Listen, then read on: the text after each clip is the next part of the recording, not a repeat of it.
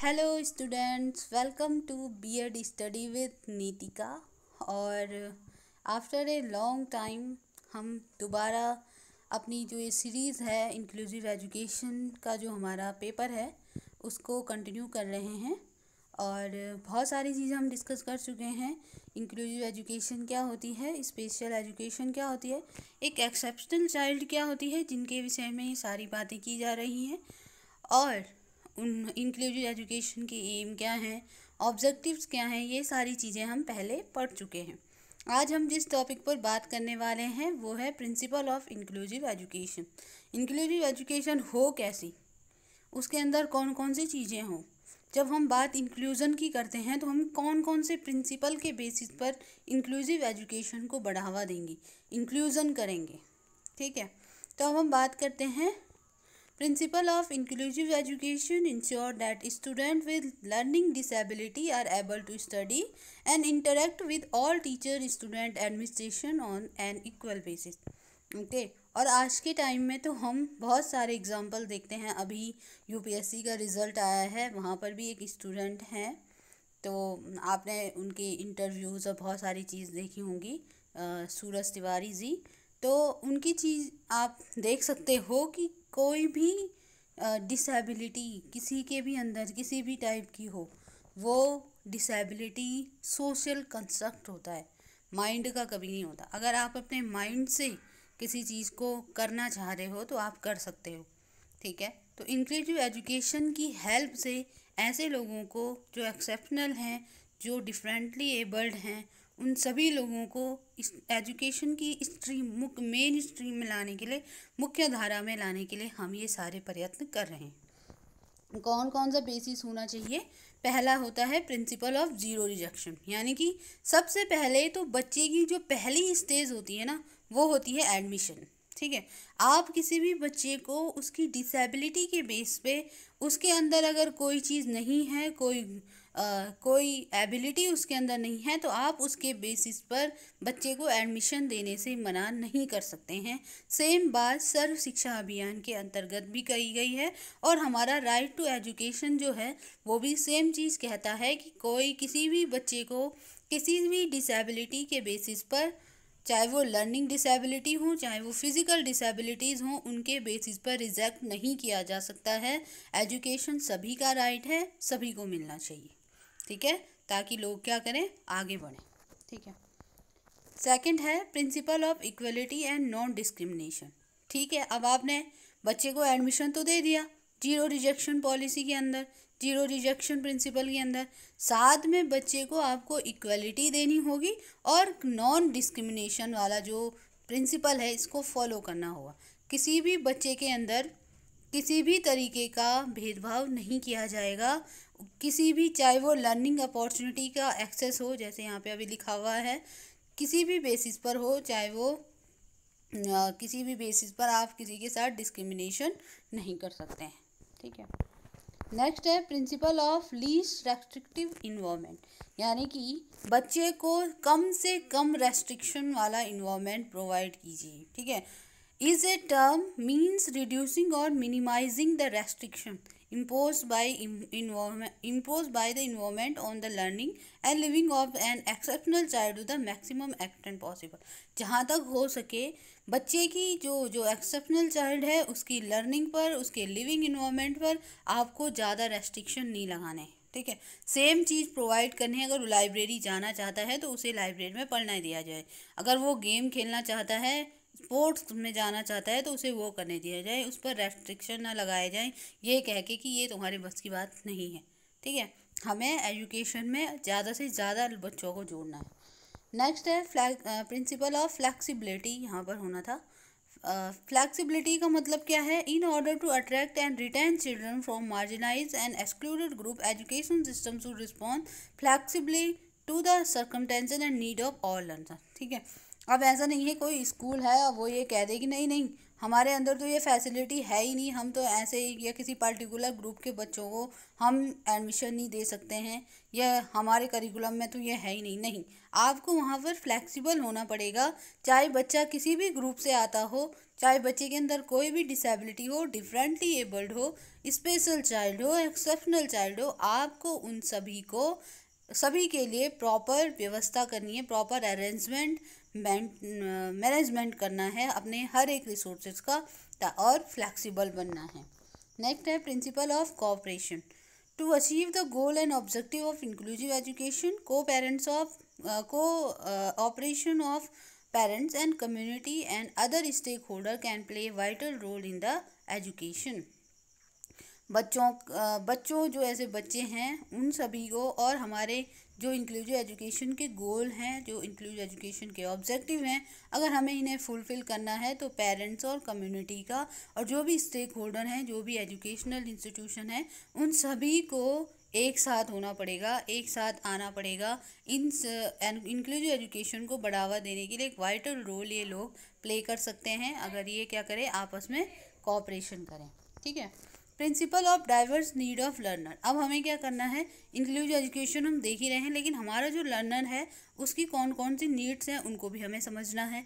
Inclusive education respond to the diversity in all its form and creating an education system to accommodate all. सभी को accommodation दिया जाए, सभी के लिए व्यवस्था की जाए, ये चीज़ भी हमें ध्यान में रखनी है। हमारा जो लर्नर है उसका ऑल राउंड डेवलपमेंट होना चाहिए, उसकी डाइवर्स नीड को हमें ध्यान में रखना चाहिए। नेक्स्ट है principle of support and preparation. Obvious सी बात है, अगर आप किसी भी बच्चे को अपने यहाँ एडमिशन दे रहे हो तो आपको उसको सपोर्ट करना है, उसको तैयारी करवानी है, प्रिपेयर करना है, मेंटली प्रिपेयर करना है, फिज़िकली उसे प्रिपेयर करना है सोसाइटी में हारमोनी बनाने के लिए। जो हमारी सोसाइटी है वहाँ पर वो कैसे एडजस्ट कर पाएगा, कैसे और बाकी लोगों से, जो नॉर्मल लोग हैं, उनसे इंटरेक्ट कर पाएगा, उन सारी चीज़ों के लिए हमें उसे सपोर्ट देना है, उसे प्रिपेयर करवाना है। प्रिंसिपल ऑफ एक्टिव पार्टिसिपेशन, सभी लोगों का इसमें एक्टिव पार्टिसिपेशन होना चाहिए। हमारे जो नेशन है, हमारा जो नेशनल डेवलपमेंट है, उन सभी में हर किसी का अपना योगदान होना चाहिए। जो हमारे एक्सेप्शनल लोग हैं, स्पेशल चाइल्ड हैं, वो भी हमारे नेशन के प्रोग्रेस में हेल्प करे, अपनी भागीदारी निभाए, एक जिम्मेदार नागरिक बने। ये सारी चीज़ें इंक्लूसिव एजुकेशन के प्रिंसिपल हैं। Principle of universality in education, ये हम पहले भी बोल चुके हैं कि एजुकेशन में यूनिवर्सिटी होनी चाहिए, यानी कि सभी को एजुकेशन मिलना चाहिए। तो फिर हम बात करते हैं प्रिंसिपल ऑफ नेचुरल प्रोपोर्शन की। Inclusion required that regular and differently abled student are naturally represented in classroom setting, और बराबर मात्रा में होने चाहिए। ठीक है। अब हम बात करते हैं need and importance of inclusive education. Okay, तो अब इंक्लूसिव एजुकेशन की हमें ज़रूरत क्यों पड़ी, हमने इतनी सारी बात कर ली, क्या एम है, क्या ऑब्जेक्टिव्स हैं, क्या प्रिंसिपल हैं, इन सब चीज़ों की हम बात कर चुके हैं। तो नीड और इम्पोर्टेंस अब आपको समझ में आ ही रहा होगा। इंक्लूसिव एजुकेशन मेनली क्या है, एक गैप को भरने के लिए, एक गैप को भरने के लिए, जो मेन स्ट्रीम में लाने के लिए बच्चों को, जो नॉर्मल चाइल्ड है, जो स्पेशल चाइल्ड है, उन दोनों के बीच का गैप भरने के लिए, चाहे वो एजुकेशन के बेसिस पे हो, चाहे वो सोसाइटी में जाने के बेसिस पे हो, हर एक चीज़ के लिए हमें इंक्लूसिव एजुकेशन की ज़रूरत पड़ी। Inclusive education is bridging the gap between special education, integrated education and general system of education as is reducing exclusion। सबसे बड़ी बात यह है कि इंक्लूसिव एजुकेशन जो है वो इंक्लूज़न को बढ़ावा देती है, एक्सक्लूज़न को नहीं। यानी कि किसी भी बच्चे को छोड़ना नहीं है, सभी को एजुकेशन प्रोवाइड करनी है, चाहे वो किसी भी सिचुएशन में हो। और ये क्या करती है, स्पेशल एजुकेशन और इंटीग्रेटेड एजुकेशन जो है उसके बीच का जो गैप है उसको ब्रिज करती है, उसको भरने का काम करती है। सबसे पहले क्या है कि ये बात करती है एजुकेशन फॉर ऑल की, और यही सबसे बड़ी नीड और इम्पोर्टेंस है हमारी इंक्लूसिव एजुकेशन की। ठीक है। तो ये क्या करता है, सभी को एजुकेशन प्रोवाइड करने की बात करता है, सभी के लिए एक positive alternative to increase the coverage, और ये सारी चीज़ें प्रोवाइड करवाता है। नेक्स्ट है फुलफिल द कॉन्स्टिट्यूशनल रिस्पॉन्सिबिलिटी। ठीक है। और सबसे बड़ी बात यह है कि कॉन्स्टिट्यूशनल रिस्पॉन्सिबिलिटी का मतलब क्या है, हमारे जो कॉन्स्टिट्यूशन है वहाँ पर ये कहा गया है कि सभी को एजुकेशन दे, लेकिन एजुकेशन दे मतलब कहने और उस धरातल पर काम करने में अंतर होता है। तो इंक्लूसिव एजुकेशन जो भी कॉन्स्टिट्यूशनल रिस्पॉन्सिबिलिटी है, जो कॉन्स्टिट्यूशन में कहा गया है सभी का बराबर हक है, उन सब चीज़ों को पूरा करने में सहयोग करता है। ये आप देख सकते हैं लिखा हुआ जो है। नेक्स्ट है रिकॉग्नाइज एंड एक्सेप्ट डाइवर्सिटी। और जो इंक्लूसिव एजुकेशन है वो डाइवर्सिटी को एक्सेप्ट करता है। आपको पता है कि हमारे इंडिया में हर तरह के लोग होते हैं। यूनिटी एंड इन डाइवर्सिटी की बात अगर की जाती है तो सबसे पहले ये चीज़ भी एजुकेशन से ही शुरू होनी चाहिए, शुरू होती है। एक एजुकेशन जब बच्चा सबसे पहले स्कूल में आता है, घर में क्योंकि सारे एक जैसे ही हैं, कुछ उससे बड़े हैं, उसको ज़्यादा से ज़्यादा प्यार करने वाले हैं, लेकिन जब वो स्कूल के इन्वायरमेंट में आता है तो वहाँ पर उसे अलग अलग तरीके के बच्चे दिखाई देते हैं, अपनी उम्र के अलग अलग तरीके के बच्चे। तो वो वहाँ पर सबसे पहले डाइवर्सिटी को एक्सेप्ट करना सीखता है, इंडिविजुअल डिफरेंसेस को एक्सेप्ट करना सीखता है। नेक्स्ट है breaking the barrier of poverty by the development and empowerment of the society.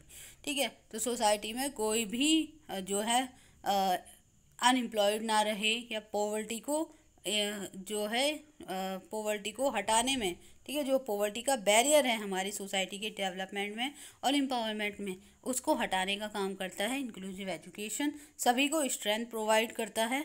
Ultimately ये बात तो बिल्कुल सच है कि जो भी एजुकेटेड होता है, जो रियल मायने में एजुकेटेड है, जिसके अंदर स्किल है, वो अपने आप को एम्पावर कर ही लेता है, अपना डेवलपमेंट कर ही लेता है। तो हमें सबसे पहले ज़रूरत है एजुकेशन सिस्टम को ऐसे बनाने की कि हम अपनी सोसाइटी के किसी भी ग्रुप को मार्जिनलाइज ना होने दें, किसी भी ग्रुप को सेपरेट ना करें, चाहे किसी भी तरीके के चाइल्ड को, चाहे वो एक्सेप्शनल है चाहे वो स्पेशल है, किसी भी चाइल्ड को हमें एक्सक्लूड नहीं करना है, बल्कि इंक्लूसिव एजुकेशन के ज़रिए उसे मेन स्ट्रीम में लाना है, सोसाइटी में हार्मनी बनाए रखें और अपने नेशन के प्रोग्रेस में हेल्प करें। नेक्स्ट है help to improve the quality of education. और इंक्लूसिव एजुकेशन का भी ये काम है कि एजुकेशन की क्वालिटी को भी इम्प्रूव किया जाए। क्या किस तरीके से नीड बेस्ड एजुकेशन दे, जिसको जैसा, जैसे अभी हमने डाइवर्स लर्नर की बात की है ना, कि बच्चे की क्या होती है, डाइवर्स नीड्स होती हैं, तो उन नीड बेस्ड एजुकेशन वहाँ पे दिया जाता है। करिकुलम में फ्लैक्सिबिलिटी होती है, एक्टिव पार्टिसिपेशन होता है लर्नर का टीचिंग लर्निंग प्रोसेस में, और उनको फर्स्ट हैंड एक्सपीरियंस भी प्रोवाइड होता है इस तरीके से। नेक्स्ट है help in achieving social equality. Social equality को अचीव करने में भी हेल्प करती है। Develop sense of self confidence and social Prestige, इस तरीके की, और यूज़ ऑफ लेटेस्ट टेक्नोलॉजी। ठीक है, हम क्या करते हैं, अपने लेटेस्ट टेक्नोलॉजीज़ की मदद से भी बच्चों को एजुकेशन प्रोवाइड कर सकते हैं, उनकी एजुकेशनल नीड को प्रॉपरली फुलफिल कर सकते हैं। तो ये था हमारा प्रिंसिपल एंड